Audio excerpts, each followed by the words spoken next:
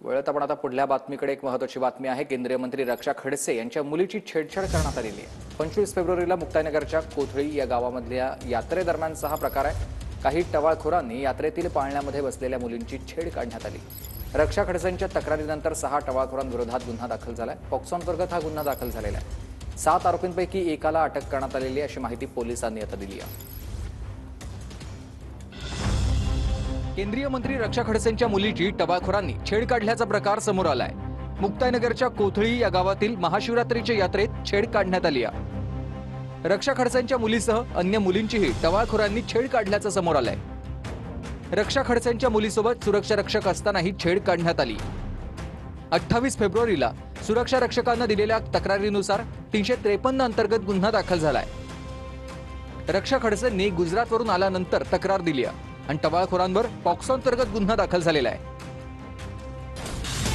एकूण 7 आरोपींवर पॉक्सो अंतर्गत गुन्हा दाखल झालाय, तर 1 जण अटकेत आहे.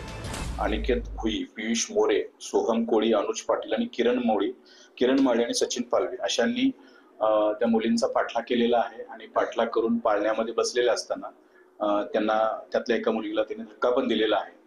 हा प्रकार दाखल झालेला आहे आणि मोबाईलमध्ये व्हिडिओ कॉल केलेला होता असं त्यातील एका पीडित मुलीचं म्हणणं आहे. त्या अनुषंगाने आपण गुन्हा दाखल केलेला आहे. विनयभंगाच्या अनुषंगाने गुन्हा दाखल केलेला आहे. पोक्सो कायद्याअंतर्गत गुन्हा दाखल केलेला आहे आणि त्या अनुषंगाने तपास सुरू आहे. एकनाथ खडसे, मंत्री रक्षा खडसेंसह संपूर्ण कुटुंबियांची बैठक पार पडली. दरम्यान मंत्री म्हणून नाही तर एक आई म्हणून न्याय मागत असल्याचं रक्षा खडसे म्हणाला. मंत्र्यांच्या मुली सुरक्षित नसतील तर सर्वसामान्य लेकींचं काय, असा सवाल रक्षा खडसेंनी पोलिसांसमोर केलाय. दरवर्षी मी जास्त फराळ वाटेल, पण त्या दिवशी मला पार्लर कार्यक्रम मी जाऊ शकतो. ते पोरं त्या दिवशी तिथे चक्रा मारत होतं. आता असा विषय झालेला आहे की बाबा ते अशा पद्धतीने म्हणजे इतकं वाढत चाललं तर कसं काय मुली सेफ राहायचं. म्हणजे आज ठीक आहे, आई म्हणूनच मी आज तक्रार करायला आली. तरी वापरलं पाहिजे साहेब. म्हणजे अशा पद्धतीने इतकी दादागिरी आणि गाडलं तू कसं काय लावू शकतो. लोकांवर ऍक्शन झाले पाहिजे, त्यांना उचललं पाहिजे. निकाल तसं बोललोय नाही म्हणजे आपल्यासारख्या घरातल्या मुली जर सेफ नसते तर बाकी आता त्या यांचं माहित पडलं ह्याही मुली माझ्याकडे आल्या. ह्याही मुली तेच म्हणे की आम्ही जेव्हा शाळेत जातो तिथं हाच प्रकार घडतो.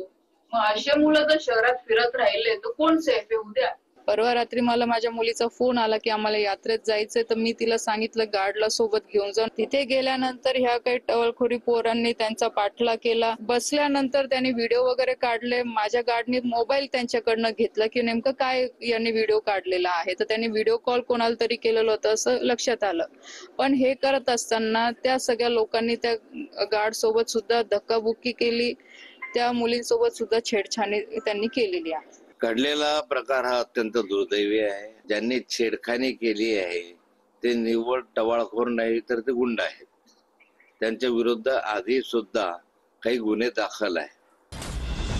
खडसेंच्या नातीला छेडणारे एका विशिष्ट पक्षाचे असल्याची माहिती मुख्यमंत्री फडणवीसांनी दिली आहे. दुर्दैवाने त्याच्यामध्ये एका विशिष्ट पक्षाचे काही पदाधिकारी आहेत की ज्यांनी अतिशय वाईट अशा प्रकारचे काम केलेलं आहे. पोलिसांनी गुन्हा दाखल केलेला आहे.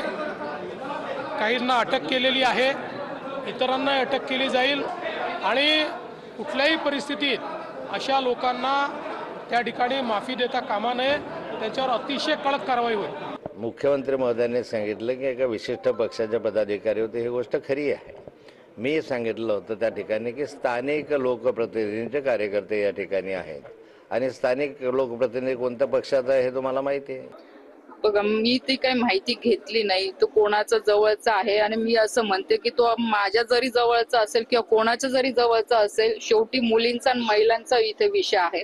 तो माझ्या जरी जवळचा असेल तरी त्याच्यावर ऍक्शन झाली पाहिजे किंवा कोणाच्याही जवळचा असेल, कोणत्याही लोकप्रतिनिधीचा असेल तो जवळचा, त्याचा विचार न करता ज्याने गुन्हा नोंद केलेला आहे त्याच्यावर ऍक्शन झाली पाहिजे.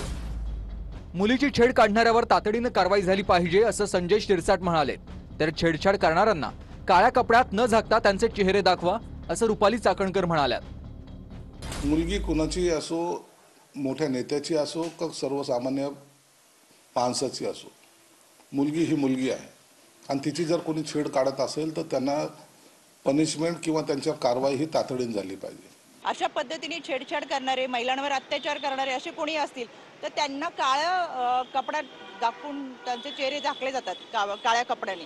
ते न करता आता त्यांचे चेहरे दाखवावेत. म्हणजे ही किती निर्लज्ज लोक आहेत आणि ही माणसांच्या कल्पामध्ये राहून कशा पद्धतीने जनावरांसारखी वागतात हे दुनियाला समजलं पाहिजे. मुलीच्या बाबतीत सुद्धा अशा घटना घडत आहेत. राज्यात महिला सुरक्षित आहेत का?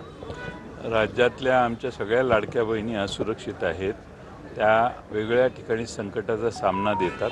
आज केंद्रीय मंत्र्यांच्याच मुलीवर हा प्रसंग आला आणि पोलीस दाद देत नाहीत. म्हणजे पोलीस किती निर्ढावलेले आहेत आणि सगळी यंत्रणा राज्याच्या गृह खात्याच्या मार्फत जी चालली जाते ती कशी महिलांच्या अत्याचाराकडे थोडासा विलंब करते. ते केस घेण्यासाठी, एक तक्रार नोंदवण्यासाठी केंद्रीय मंत्र्यांना पोलीस स्टेशनमध्ये जावं लागणं हा एक धक्कादायक प्रकार आहे. यातनं महाराष्ट्रात कायदा व सुव्यवस्था कशी आहे हे स्पष्ट होतं असं मला वाटतं. बीडच्या प्रकरणामध्ये आता चार्जशीट दाखल झाले. वाल्मिक कराडचं 1 नंबरला नाव होतं. धनंजय मुंडे आता राजीनामा देत